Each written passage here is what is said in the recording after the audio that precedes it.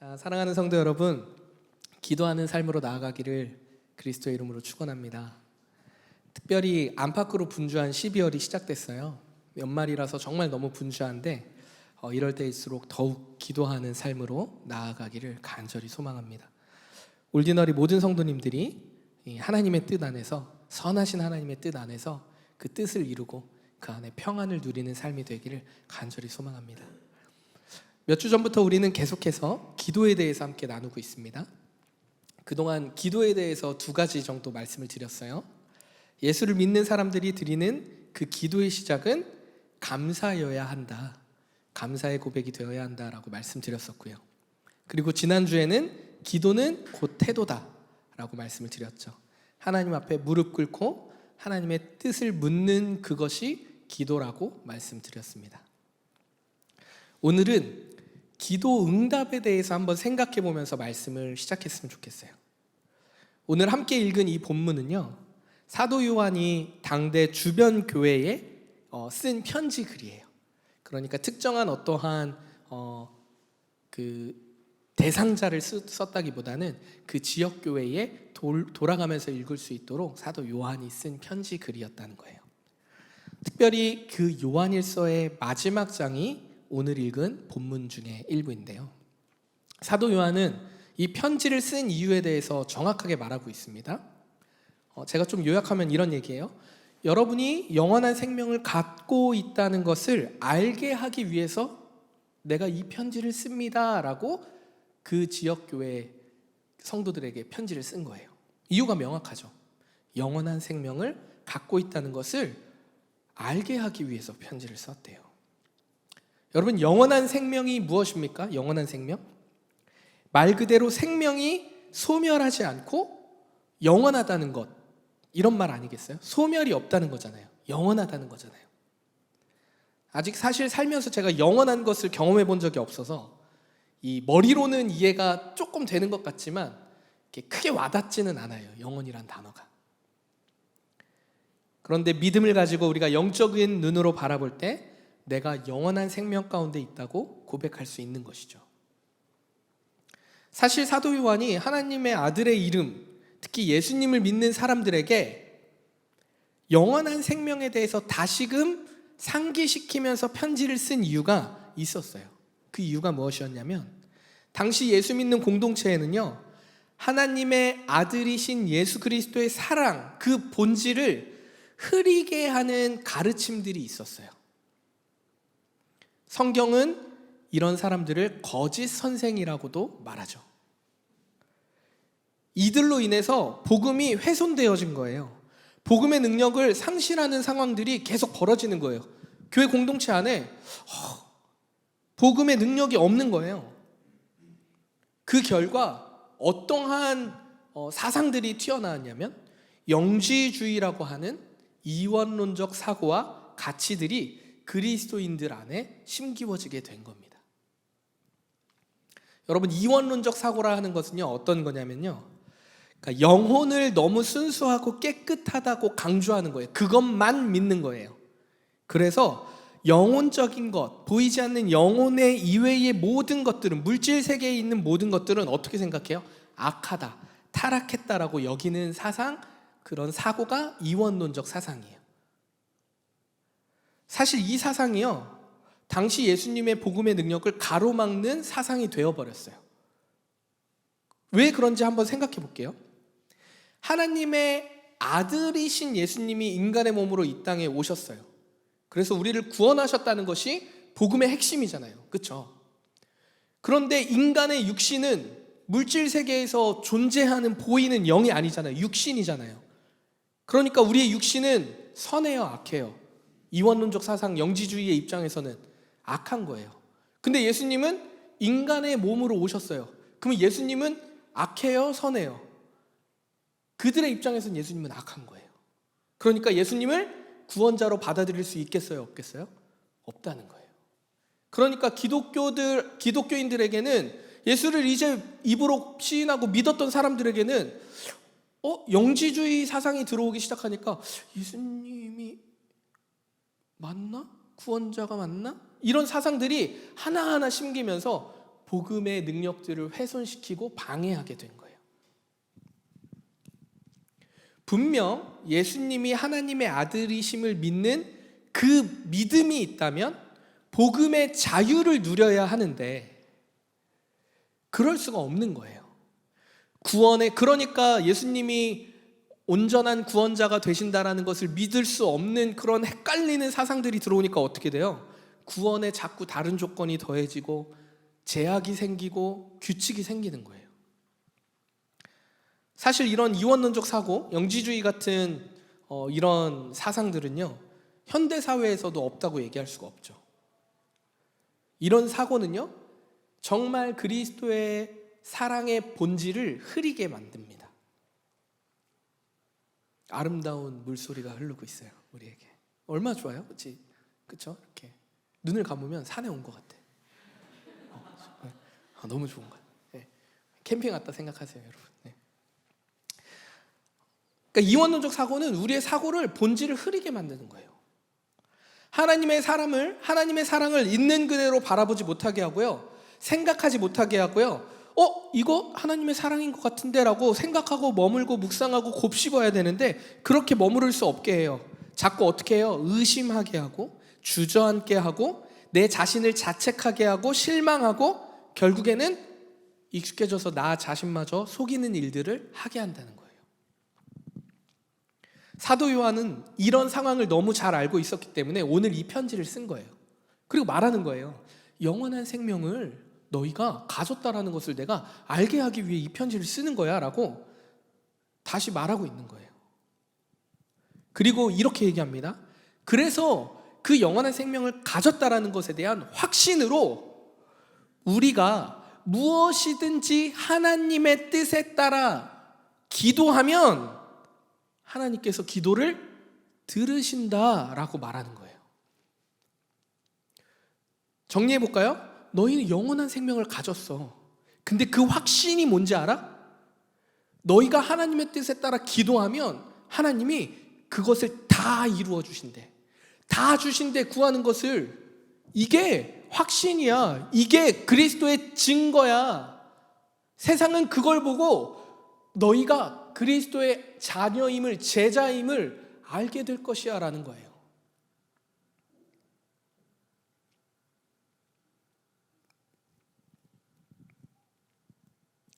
하나님께서 우리의 기도를 들으신다는 것을 강조하고 있어요.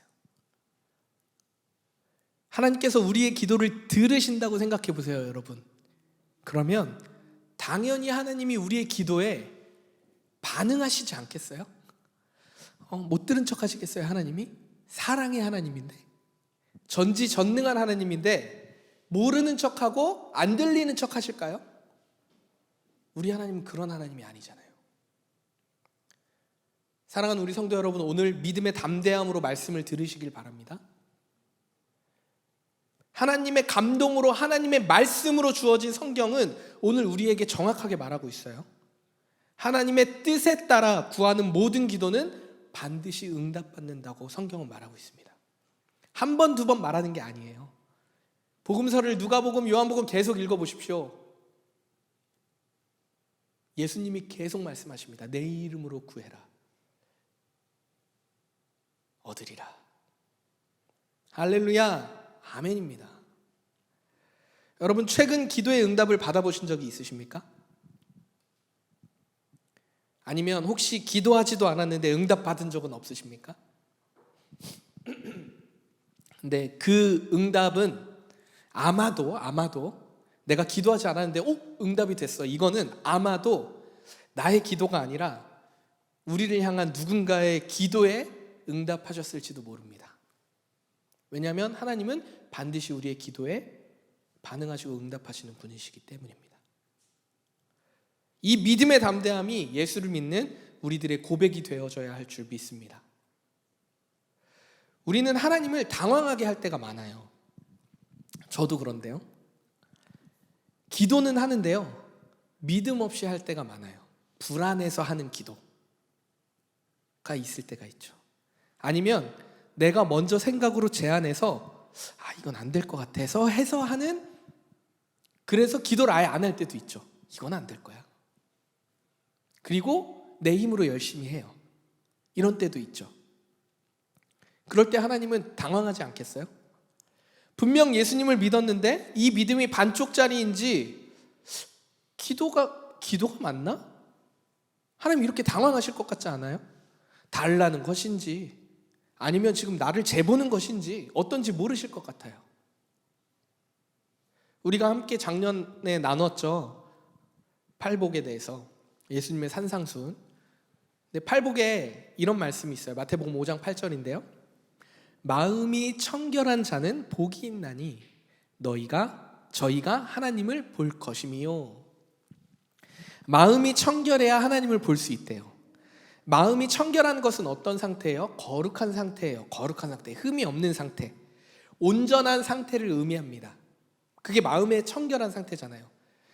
그러면 온전한 상태는 어떤 상태예요, 여러분? 완전한 사랑, 의가 되시는 예수님을 믿고 그 임재 안에 있는 것, 그 안에 있을 때 우리가 온전하다라고 칭함받을 수 있잖아요. 그런 상태가 온전함이에요. 마음이 청결한 상태, 거룩한 상태.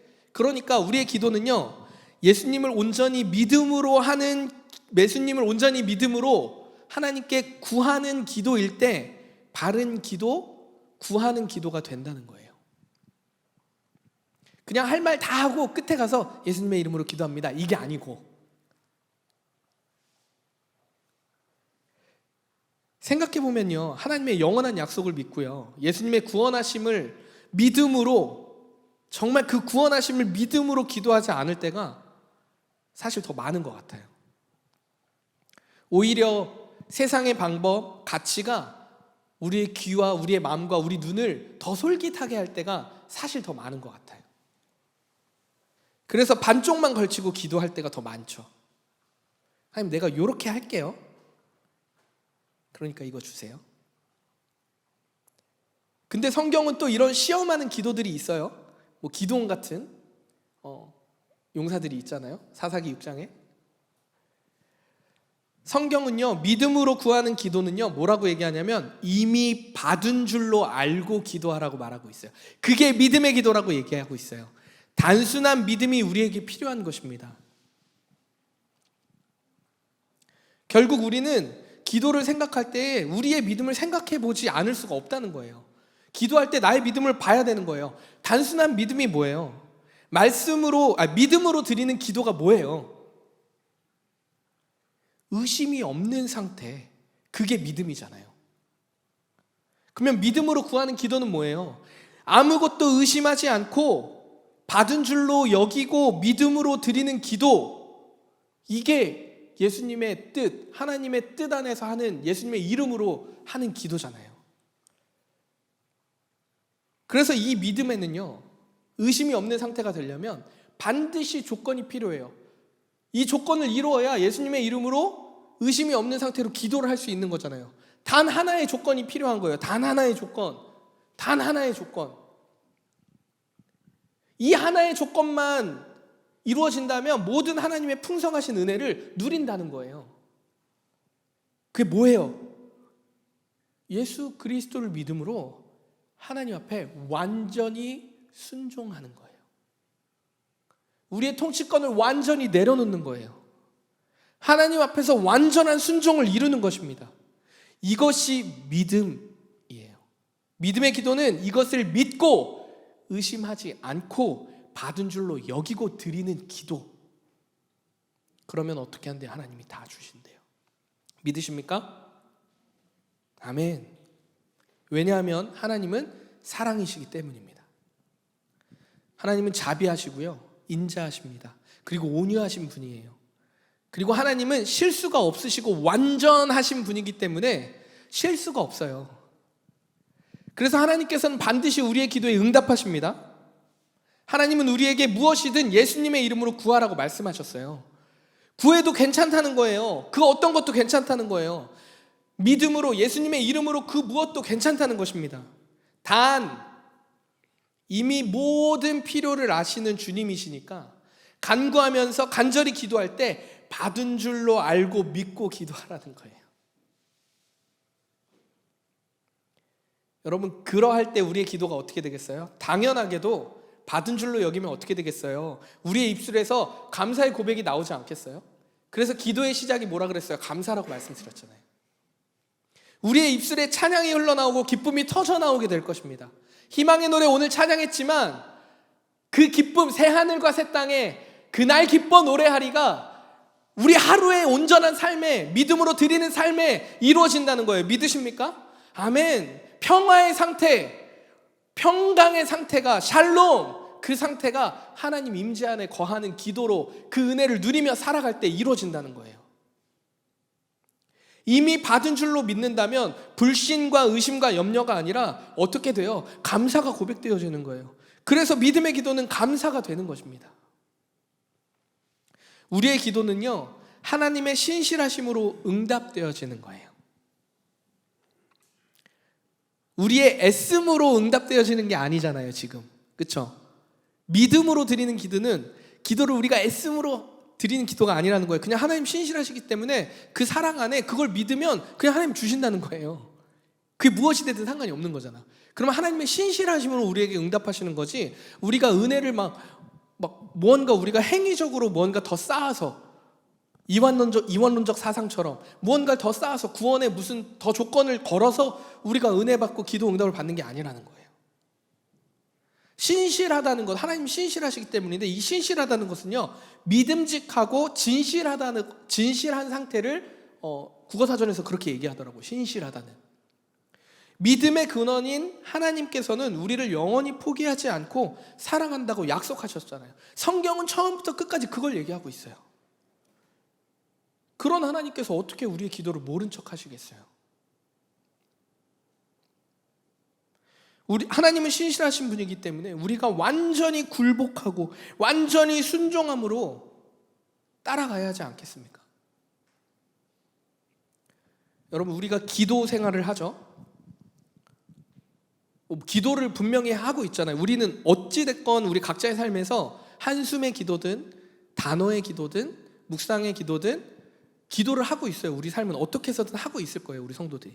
그런데 우리의 그 기도가 무엇을 얻기 위한 기도인지 한번 생각해 봐야 돼요. 기도의 진정한 목표가 무엇인지 우리가 생각해 봐야 된다는 거예요. 우리의 기도는요, 그 기도 응답의 결과는요, 하나님의 사랑을 더 깊이 깨닫고 하나님의 그 평강의 은혜와 자유를 누리기 위해서 기도하는 거예요.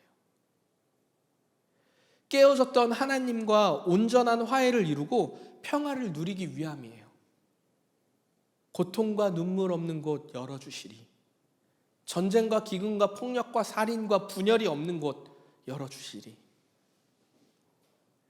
우리의 기도는 그것을, 하나님의 그 사랑을 온전히 누리기 위해 하는 것이 기도입니다. 왜요? 우리를 사랑하시기 때문에. 우리와 화해하고 평화를 이루기 위해 아들까지 내어주신 분이기 때문에 우리에게는 이러한 단순한 믿음이 필요한 거예요. 그래서 하나님께서 단호하게 요구하십니다. 단호하게. 너의 죄를 자복하고 너의 약함을 인정해라. 그리고 너를 창조한 나를 완전히 믿고 신뢰하고 엎드리고 굴복하고 순종하라. 혹시 이 말씀이 불편하신 분 계십니까? 불편하다면 회개해야 해요. 우리의 자아가, 우리의 생각이 아직도 내 힘으로 컨트롤하고 싶은 마음이 있는 거거든요. 사랑하는 성도 여러분, 우리가 죄인임을 날마다 깨닫고 하나님 앞에 완전히 엎드려야 돼요. 하나님의 통치하심을 온전히 신뢰하며 우리의 삶을 드려야 합니다. 저는 기도에 대한 설교를 계속 준비하면서 인내함에 대해서 좀 생각해 보게 되었어요. 나는 얼마나 하나님 앞에서 인내하며 간구하며 기도하고 있었는지 제 삶을 좀 돌아보게 되더라고요. 조금만 힘들고 조금만 어렵고 조금만 부족하면 툴툴거리고 의심하는 저를 발견하게 됐어요. 받은 줄로 믿고 감사로 기쁨으로 하나님 앞에 나아가는 그 횟수보다 잠깐 참지 못하고 불평할 때가 더 많더라고요. 의심할 때가 더 많더라고요. 야곱이 야복강에서 하나님께 그렇게 매달렸던 그 간절함이, 그래서 환도뼈가 나갈 정도로 붙들고 막 어떻게든 내가 지금 놓치면 나 은혜 못 받으니까 그렇게 막 천사와 씨름했던, 하나님과 씨름했던 그 간절함이 나에게 없었구나. 하나님께 간구하고 매달리고 구하고 찾는 시간을 내가 무언가 막 하는 시간에 밀려서 미뤄왔구나. 말씀을 보고 기도하면서 이게 무슨 뜻이지 하나님이? 내가 이 말씀을 내 삶에서 우리 공동체 앞에 어떻게 나눠야 하지? 답답하고 막막한 그 삶의 현실을 보면 이 말씀은 전혀 나와 상관없는 말씀 같은데, 이 말씀에 매달린 흔적이, 기도하며 나아간 흔적이, 인내한 흔적이 별로 없는 거예요. 진심으로 사랑하는 우리 사랑하는 성도 여러분, 우리 함께 기도합시다. 우리 함께 기도합시다. 하나님께 바짝 엎드려서 기도합시다. 매달리고 인내하고 간구하면서 기도합시다. 받은 줄로 알고 감사함으로 그 고백 가운데 좀 때도 좀 써보자고. 우리가 때로는 빨리 좀 응답해달라고 졸라도 볼 수 있잖아요.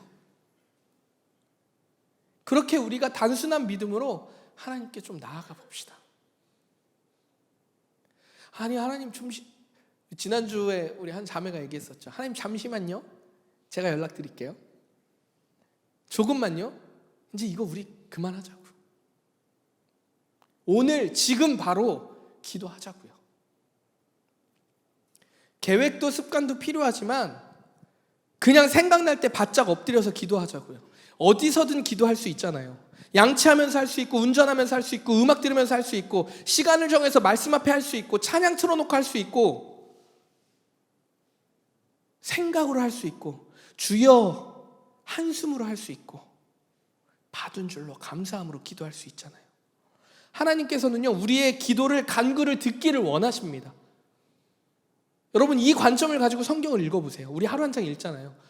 그러면 눈이 열린다니까요. 하나님이 우리가 기도하기를 원하시는구나. 우리가 이거 달라고 저거 달라고 안 그래도 하나님이 앞서 일하시는데 하나님 우리에게 기도하기를 원하시는구나. 왜? 하나님은 우리를 도구로, 로봇으로 대하지 않으시거든요.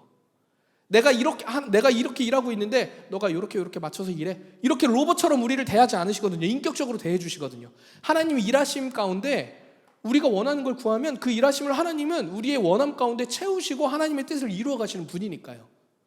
전지전능한 사랑의 하나님이시니까요. 우리가 예수님의 사랑에 힘입어서 담대히 기도하며 나아갈 때 반드시 하나님께서 우리의 삶을 들어 사용하시고 영광 받으시는 줄 믿습니다. 아멘. 기도하면서 우리의 삶을 하나님 앞에 정말 드렸으면 좋겠어요. 우리가 여전히 스스로 사실 무엇을 원하는지 그래서 잘 몰라서 기도를 못할 때도 많은 것 같아요. 그러니까 그냥 눈앞에 있는 현실의 것만 놓고 기도하죠. 그것도 괜찮아요. 기도하십시오. 그리고 하나님이 어떻게 일하시는지 믿음으로 감사하며 받은 줄로 여기고 기도하십시오. 그리고 하나님이 그 놀라운 사랑을 얼마나 나를 사랑하시는지 깨닫고 하나님과의 온전한 관계를 회복하십시오.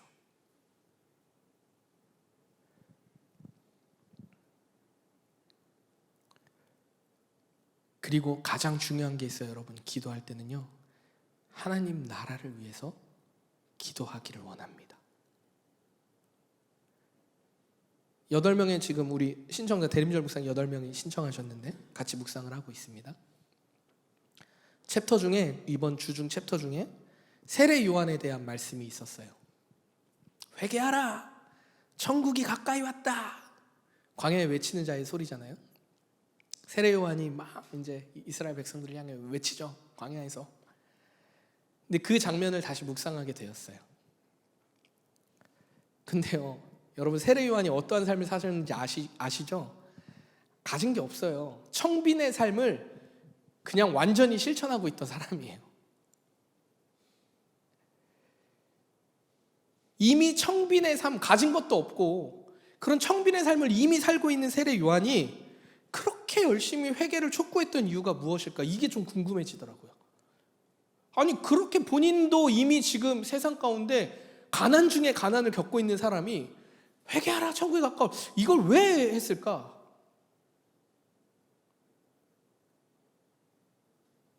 본인이 가난해서 힘들어서 그랬나? 묵상하는 가운데 세례 요한이 가지고 있던 그 마음은 탄식하는 마음이 아니었을까 생각이 들었습니다. 세상이 너무 악하고 악해서 사랑이 없는 모습을 보면서 탄식하는 마음으로 외쳤던 거예요. 얘들아, 이제 아니야. 이 세상아, 아니야. 회개해. 천국이 가까이 왔다니까. 그리스도가 우리 앞에 있다니까. 회개해. 하루빨리 하나님 나라가 오기를 소망하면서 기다리면서 외쳤던 거 아닐까? 자신은 누더기 같은 옷을 입고 메뚜기 석청을 먹으면서 다닐지라도 하루빨리 한 영혼이 하나님께 돌아오기를 바랬던 그 마음, 그 탄식하는 마음이지 않았을까? 근데 여러분, 이게 우리의 마음 아닙니까? 하루빨리 세상이 평화를 이루고 내가 맺고 있는 관계와 공동체와 이 모든 곳이 하나님의 샬롬, 평화가 이루어지길 원하지 않으세요? 사랑하는 우리 성도 여러분, 세상의 전쟁, 두 개의 전쟁이 남의 이야기가 아니에요. 기후 위기가요, 남의 이야기가 아니에요. 이유 없는 폭력과 살인과 분열이 남의 이야기가 아니에요. 깨어진 세상에 깨어진 사람들, 죄로 가득한 우리들이 만들어낸 이야기예요. 기도해야 할 때입니다. 하나님께 회개하면서 긍휼을 구해야 할 때입니다. 내가 속한 가정과 직장과 그 믿음의 공동체 안에서 하나님의 사랑과 그 평화를 이루기 위해서 우리의 삶을 드려야 할 때예요.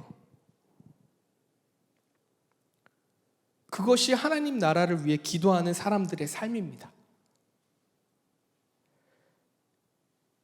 예수님의 사랑을 입은 자녀들의 모습이 그러한 삶이라는 거예요. 12월 한 달 여러분, 우리 마음을 모아서 진짜 하나님 앞에 담대한 믿음으로, 단순한 믿음으로, 단호한 결단으로 회개하며 긍휼을 구하는 그 탄식하는 마음을 가지고 하나님께 기도하는 삶이 되기를 그리스도의 이름으로 축원합니다. 이 시간 좀 기도하기 원하는데요.